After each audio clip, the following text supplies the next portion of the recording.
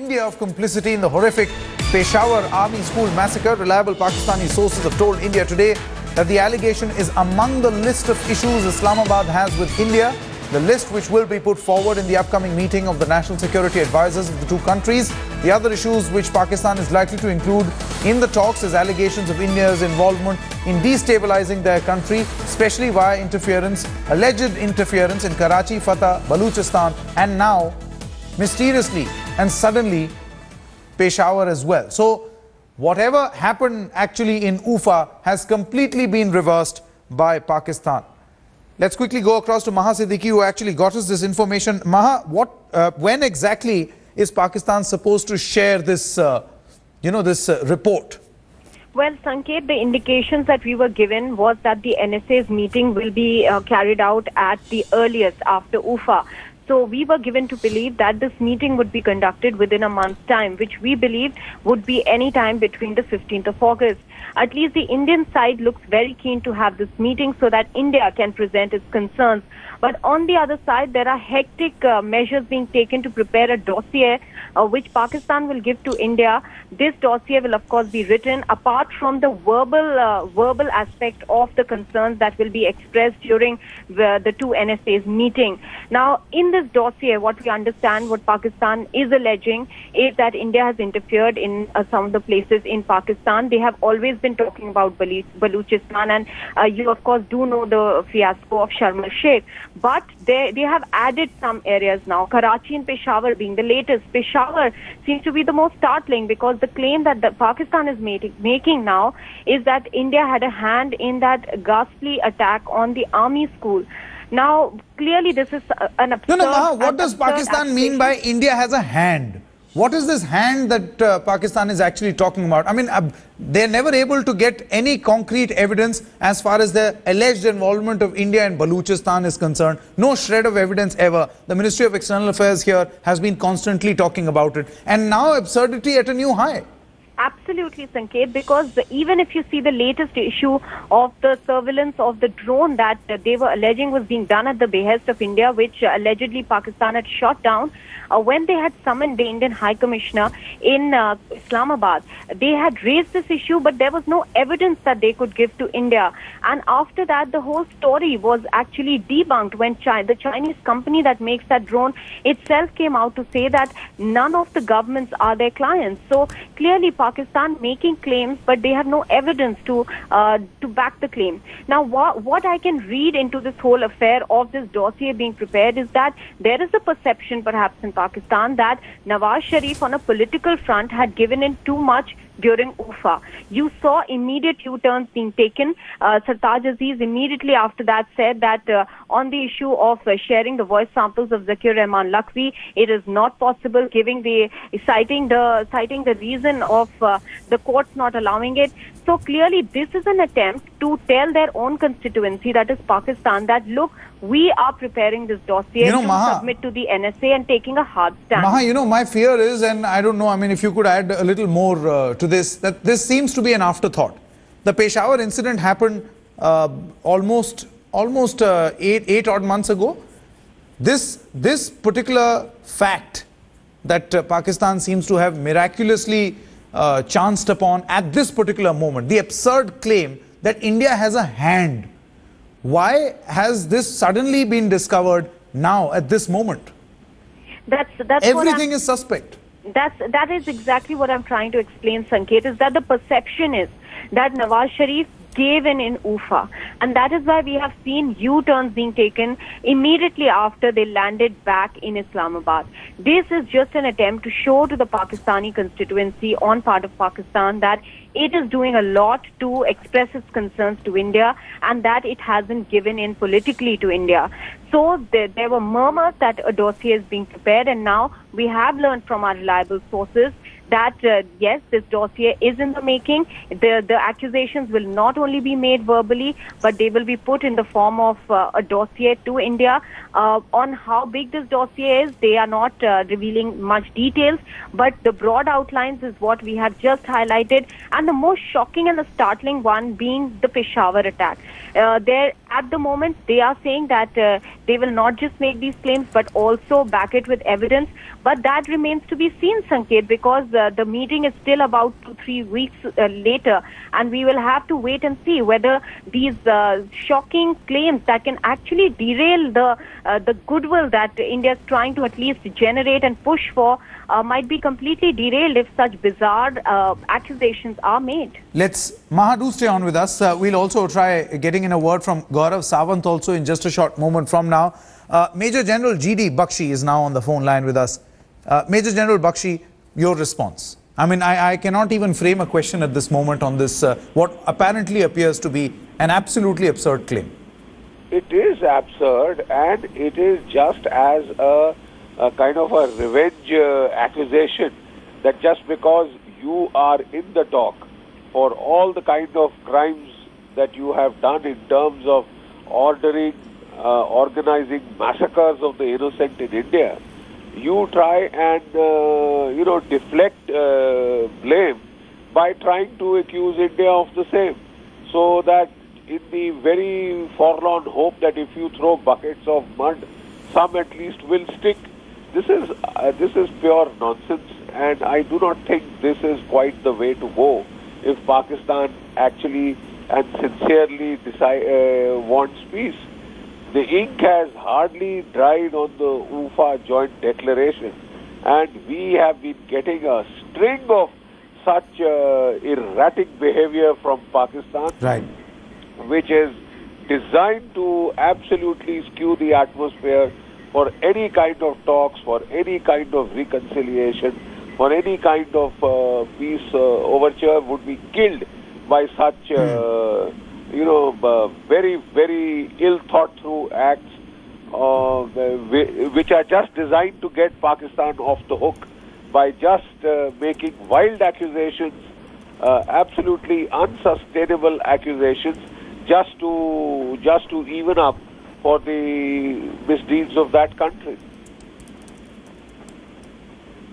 Right, Major General Bakshi, many thanks for joining us at this moment. We are also joined in this morning by Lieutenant General Shankar Prasad.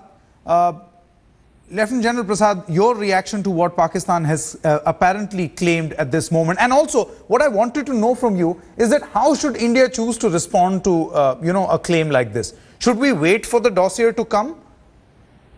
Well, there is no great benefit that we're going to draw out of waiting for this dossier to come. You see, let us look at the macro issue, which will then make the whole thing fall into the place. All these activities, which are anti-India, related to terrorism and insurgency in Kashmir and elsewhere in India, are the mastermind of the ISI, is a state-orchestrated, state-planned activity against India. Now, all these people who are involved, whether A dossier, B dossier or C dossier, is the brainchild, is the start point of the ISI. And ISI is a major organ of the state machinery of Pakistan.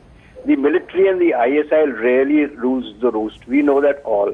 So how can you ever expect any of these dossiers to result into any conviction for anybody and providing information to anyone, whether India or any other international body?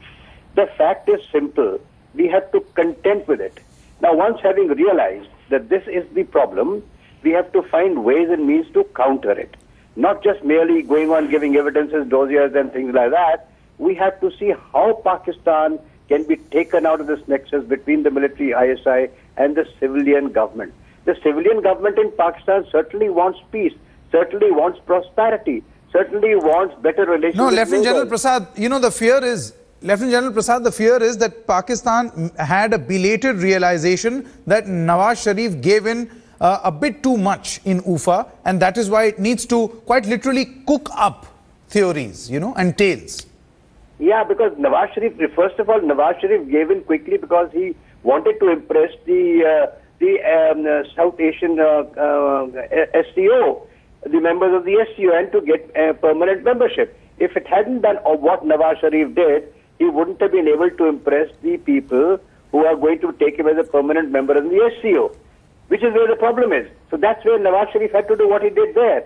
But as soon as he got back, he got into difficulty with his own government, with his own, even his colleague ministers were criticizing him at the behest of the military and the ISI. Okay, Lieutenant General Prasad, many thanks for joining us with your opinion there. India Today's Shiv Arur also joins us this morning. Morning, Shiv. How do you look at this? And also, have you been able to speak to authorities in the establishment? Are they choosing to respond to what Pakistan is about to put in its dossier? Morning, Sanket. Yes, just 10 minutes ago, just after Maha broke this story here on India Today, I just had a word with my sources in the intelligence agencies, and they've confirmed precisely what you've just said, Sanket. This was on expected lines. They said that even when the handshake was happening in Pakistan, so cynical is the entire approach to Indo-Pak relations on either side anyway. There's always room for such surprises. So in that sense, the Indian establishment hasn't really been caught off guard in that sense. In fact, one officer who I spoke to said that they ever since the Peshawar massacre, they've actually been waiting for Pakistan to actually bring up something as absurd as this particular claim that's just come up. Having said that, obviously, with this information now coming out first and exclusive here on India Today, on First Up, that Pakistan plans to hand over a dossier, which means it's not just a claim but an actual dossier. It will be interesting to see what kind of information Pakistan has been able to manufacture to support this absolutely outlandish claim that India has a hand, which you rightly said is a major question. What is this hand? Is the dossier going to contain information about Indian funding of terror groups, or a direct Indian hand in the actual attack itself? Some kind of link between India and the Tehreek-e-Taliban Pakistan. It's more than the mind can actually imagine at this point of time, even for the intelligence agencies. And I completely agree with what Lieutenant General Shankar Prasad just said. It's pointless waiting for the dossier. I think India and Pakistan are too far down the road, to plan for such things. They already have this planning, in their DNA to counter, potential, ambush attacks of this kind. But I think this particular one, Sanket, is differentiated because the Peshawar attack was more barbaric than any other we've seen before. So for Pakistan to accuse India of being part of an attack in which terrorists entered a school and massacred innocent children is especially different from everything else. Absolutely. It's not just a ceasefire violation. That's a very crucial point. In fact, Major General Sheru Thapliyal also joins us this morning. Morning, Major General Thapliyal. The point is that in the past we have seen that Pakistan has raised serious concerns, as they call it, serious, as far as India's alleged involvement in Baluchistan, Fatah, and other areas are concerned. India has consistently maintained, meeting after meeting after meeting, that no shred of evidence has been shared. While that continues to be in the list, suddenly you see, the absurdity reach a new height, where you see that, they are now blaming India for allegedly some hand in the Peshawar attack. I don't think there could be anything more absurd than that. But then, they keep manufacturing these things, the drone attack and something being done in Baluchistan and now in Peshawar. So why do we pay them any attention? It doesn't even... No, I'll tell you, Major General Thapliyal, the reason why attention must be paid in this particular case is because this involves the death of 132 children. I mean, the international community was really terrified with what actually happened in Peshawar. And for Pakistan to now come and say that there was an alleged Indian hand, an alleged Indian involvement, in what form they're not coming out and saying. But some alleged Indian hand in the Peshawar attack is something which must be taken seriously. After all, you can't accuse diplomatically a country of killing children unless you have very strong evidence, which I don't think Pakistan has.